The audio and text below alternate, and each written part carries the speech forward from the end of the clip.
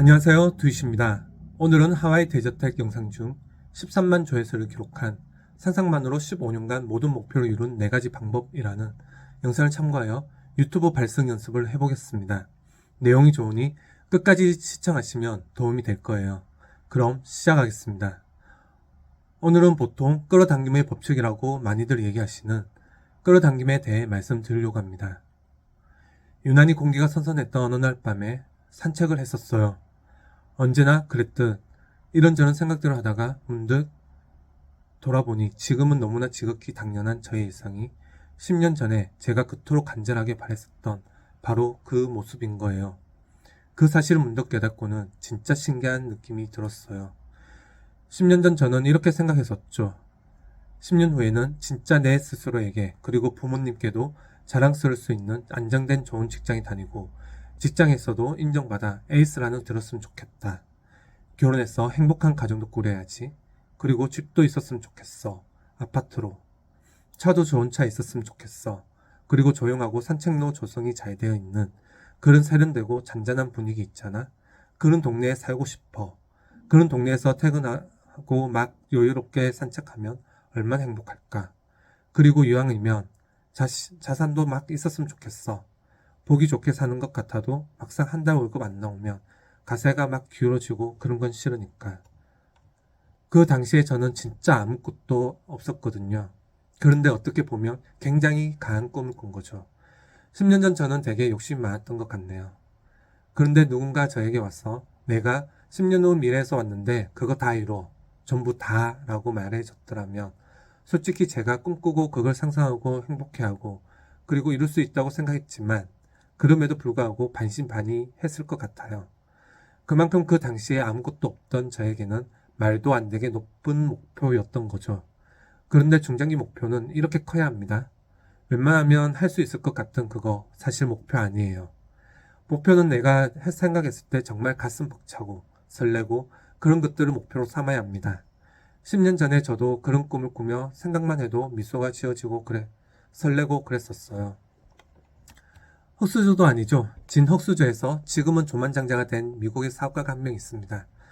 그랜트 카돈인데요. 본인의 책 10배의 법칙에서 이렇게 얘기를 해요. 사람들은 대체로 보통 수준 이하로 목표를 설정한다고 한다. 최종 목표는 크게 잡아야 한다. 비현실적으로 큰 목표를 잡아서 실망할 일이 뭐가 있는가? 현실적인 목표 때문에 실망한 적이 더 많지 않은가? 목표가 너무 낮으면 달성해봤자 여전히 원하는 것을 얻지 못하니까. 라고요. 저는 그 당시에 그랜트 카돈이 누군지도 몰랐고 당연히 누군가의 책을 읽거나 강연을 들은 것도 아니었어요. 그렇게 되고 싶었고 그렇게 하고 싶었어요.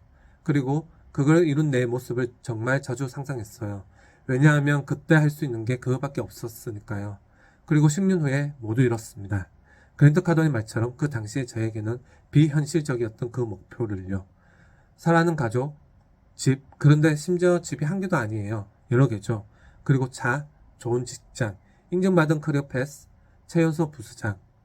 이렇게 10년 전 제가 상상했던 것들 전부 다 이뤘어요. 오히려 초과 달성을 한 거죠. 그래서 산책을 하다 신기했던 겁니다. 근데 돌이켜보면 제 삶은 항상 그렇게 생각한 대로, 상상한 대로, 내가 원한 대로 되었어요. 구체적으로 책을 읽거나 누구한테 배운 건 아니었지만 그냥 본능적으로 그렇게 했던 것 같아요. 왜 그랬을까 생각을 해봤는데요. 첫 번째는 그거밖에 할 수 있는 게 없었고요. 두 번째는 해보니까 이 방법이 되는 걸 아는 거죠. 이게 작동하는 걸요.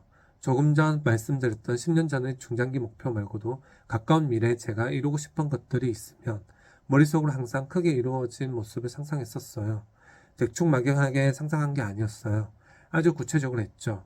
그러고는 되네? 내 무의식이 된다는 걸 안 거예요. 그리고 제 앞에 어떤 문제가 발생하고 높은 허들이 나타나도 제 무의식은 저거 하면 돼. 할 수 있어, 충분히.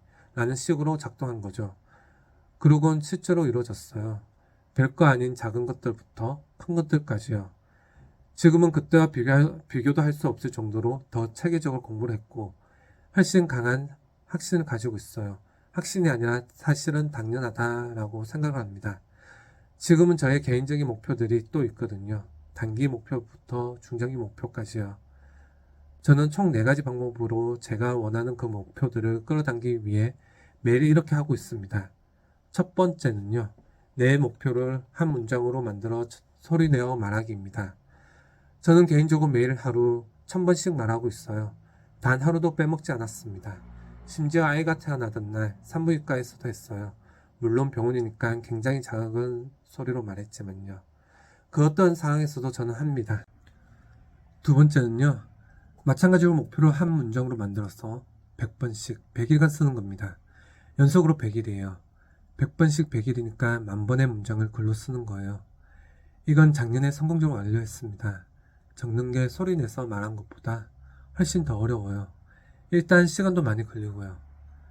100문장을 쓰는데 아무리 빨리 써도 30분 정도 걸리고 무엇보다 30문장 넘어가기 시작하면 손이 굉장히 아프더라고요. 그리고 매일 하루도 안 빠지고 해야 하니까 그 어떤 상황에서도 그걸 할 수 있는 여건을 만들어야 했어요. 예를 들면 퇴근 후 밤늦게까지 회식을 한다거나 개인적인 술자리가 있다면 못하는 거죠. 술 취해서 하기는 힘들지 않을까요? 그래서 저는 그 100일 동안 그런 상황 자체를 만들지 않으려고 했습니다. 몸이 아팠던 날, 너무 바빠서 정말 시간 내기 어려웠던 날, 예외 없이 다 했어요.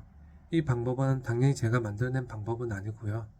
제가 개인적으로 좋아하는 저의 책 속 멘토들인 김성욱 회장, 켈리체 회장 두 분 다 정말 똑같이 100일간 100번씩 쓰는 거에 대해 얘기를 하시더라고요. 저는 개인적으로 김성욱 회장의 TV 강연을 보고 해봐야겠다고 결심했었습니다. 세 번째는 시각화하기인데요. 심상화라는 이름으로 불리기도 하는데 저는 시각화라는 표현이 더 나은 것 같아서 그렇게 부릅니다. 영어로도 비주얼라이제이션이니까요. 이건 명상을 통해서 해도 되고요. 굳이 명상까지는 아니어도 조용한 장소에서 눈을 감고 언제든 하면 됩니다. 저는 아주 구체적으로 시각화를 해요. 이걸 하는 가장 중요한 이유는 원하는 그 목표를 이뤘을 때 그때의 그 느낌을 느끼기 위해서죠. 우리가 어떤 결과를 이루게 되면 그것에 상응하는 그 감정을 느끼잖아요. 벅차고 감동하고 설레는 그런 감정들 말이죠. 그러면 내는 내가 그걸 실제로 이루어서 그런 감정을 느끼는 건지 상상으로 시각화해서 그런 감정을 느끼는 건지 구분하지 않습니다. 미국의 내과건이자 조디 스펜자 박사는 이걸 신경가소성이라는 개념으로 설명을 하는데요. 그럼 뇌는 그걸 물리적으로 실제 이런 사람과 동일한 유형을 갖는 거예요. 일종의 내 인생 미리 보기가 되는 거죠. 그리고 머릿속에서 리허설을 하는 것이기도 하고요. 우리가 한번 가본 장소는 처음에는 헤맬 수 있지만 두 번째부터는 되게 쉽게 하고 쉽게 찾아가잖아요. 똑같아요. 이렇게 되면 나는 이미 해본 거기 때문에 그냥 편안하게 정해진 순서대로 내 최종 목표를 위한 성장 과정들을 하나하나 달성만 해가면 되는 거니까요. 마지막 네 번째는요. 감사하기입니다. 무언가에 감사하고 누군가에게 감사한다는 건 궁극적으로 굉장히 충만한 느낌이죠. 왜냐하면 누군가로부터 무언가를 받았을 때 느낌이니까요. 이것만으로 내 무의식에 엄청난 풍요로움을 줄 수 있는 이유이기도 합니다. 그리고 감사하는 마음이 생기면 사람이 차분해집니다. 내 마음이 충만하니까 조급하거나 긴장하는 일도 적어져요. 보통 우리가 초조하거나 긴장하거나 두려울 때는 좋은 선택을 잘 하지 못해요. 왜냐하면 마음의 여유가 없으니까 제대로 된 선택을 하지 못하고 악수를 두게 되는 거죠. 실수도 연발하게 됩니다. 현재의 어떤 결과는 과거에 내가 선택한 수많은 조각들이 합쳐진 거잖아요. 그런데 베스트 초이스가 아닌 것들이 지금 이렇게 조금씩 계속 쌓인다면 미래의 결과도 당연히 좋지 않겠죠. 반대로 지금의 현명하고 실수 없는 선택들이 조금씩 쌓이면 결국 미래에는 지금 생각하는 것들보다 훨씬 좋은 결과를 가져오게 되는 건 어떻게 생각하면 너무나 당연한 수순이라고 생각합니다.